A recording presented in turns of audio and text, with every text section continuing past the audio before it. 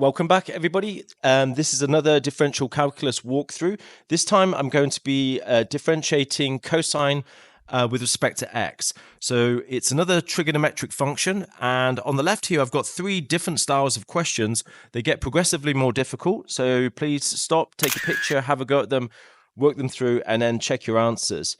On the right here, I've got something that will be in the formula booklet if you're doing IB, otherwise you'll need to remember it, that the derivative of cosine with respect to x is actually negative sine x. Okay, but more explicitly was that if you have cosine f of x, when you differentiate that, you will get negative sine f of x times by the derivative of whatever was in the bracket there. So this is really chain rule. Okay, have a look back at my chain rule videos, and you're really applying chain rule there, but you can just remember it in that way, and that will get you through most, if not all, of the questions to do with differentiation of trig. Okay, so we're going to go over to this first question here. Right, let f of x equal cosine 4x, find the derivative of f, and then substitute 90 degrees into this. Pi over 2 is 90, remember. Okay, it's a radian. So therefore then, f of x is equal to cosine 4x, and therefore the derivative of f of x would be equal to negative sine 4x times by the derivative of this bracket here, and the derivative of that bracket is just 4. Okay, so we actually have our result now, but we're going to also substitute now the 90 degrees in. So we have f prime, so we want to find the gradient at 90 degrees, okay, is equal to negative 4 times sine, and it's 4 times 90. Okay, well, 4 times pi over 2 is actually just 2 pi, so this is 2 pi here. So 2 pi is 360 degrees.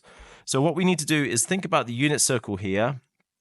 If we have a circle, and don't forget when we start on the unit circle, we always start here on the right. Horizontal is to do with cosine, and vertical is to do with sine. Right? So if we need to rotate 2 pi, that is rotate around the unit circle 360 degrees, we're going to start here, and we're going to rotate all the way around anti-clockwise, and we're going to end up back where we started.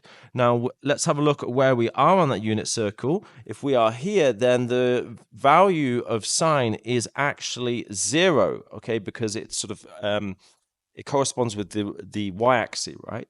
So therefore, sine is 0. So this whole expression then will actually drop out to be 0 because sine of 2 pi is 0. Okay, let's go on to question 2 then. So this says, find the derivative with respect to x of cosine x cubed. Let's just set this up as y is cosine x cubed.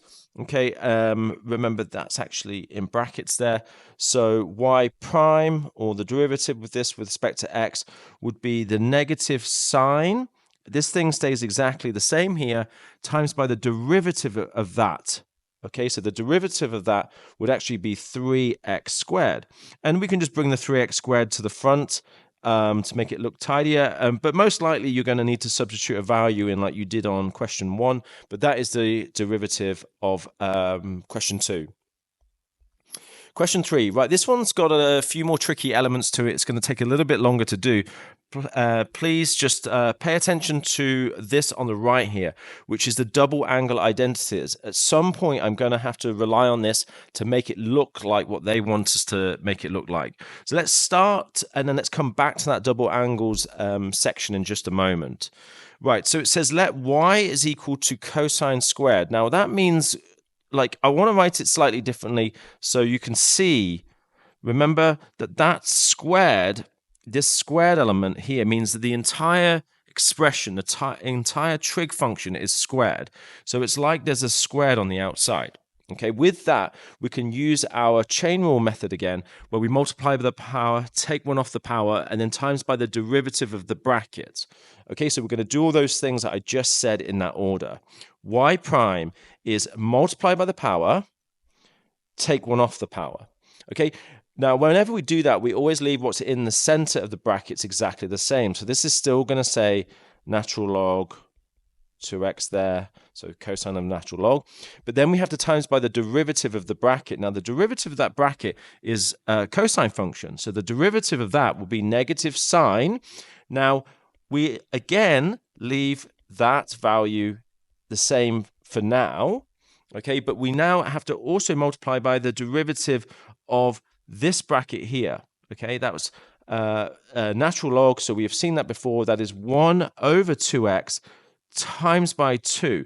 So what I just did there on the right, that is when we differentiate a natural log.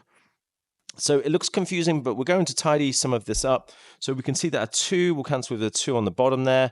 Everything's going to be over x. We have a minus kicking around here. So what we'll do is I'll just simplify that up for people. So we got negative 2 cosine natural log 2x times sine natural log 2x, right? Okay, and that is equal to y prime. And it's all over x. I almost forgot about that. Now, it does say in the question we have to make it look like this. So it doesn't look like that, right? And this is why I said at the beginning of the question, we need to be kept mindful of this double angle identity. So it simply says that sine 2 theta is equal to 2 sine theta cos theta. Now, theta can be x and it can be any value, but we just got to keep that relationship together. Okay, so therefore, then when we look down here, what we could do is we could sort of say that this is theta and it matches this theta, right?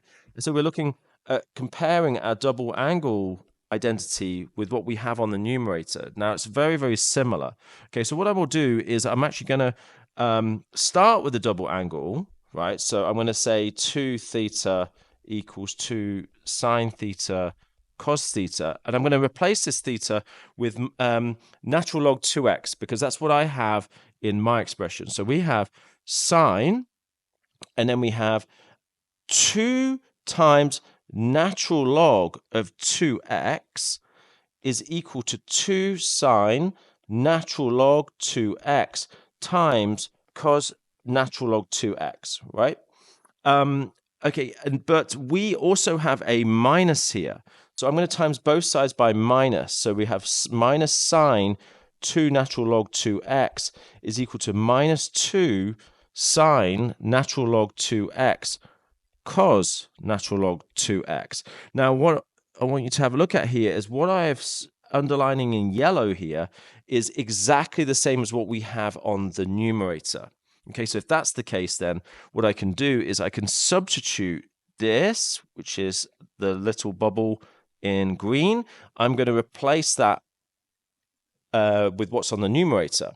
Okay, so that would give us minus sine 2 natural log 2x all over x. And we're getting very, very close to what we need to achieve up here, right? So how do they get this 4x squared? Where's that coming from?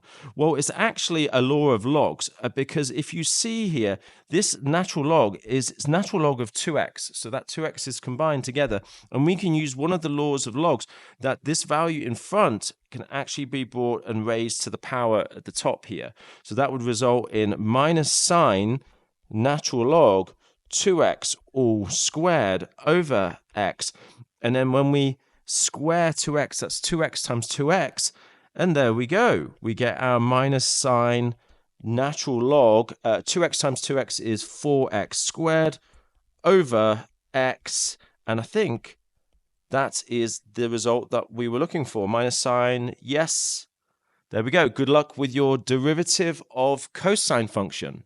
Don't forget to like and subscribe to the channel to see more math tutorials.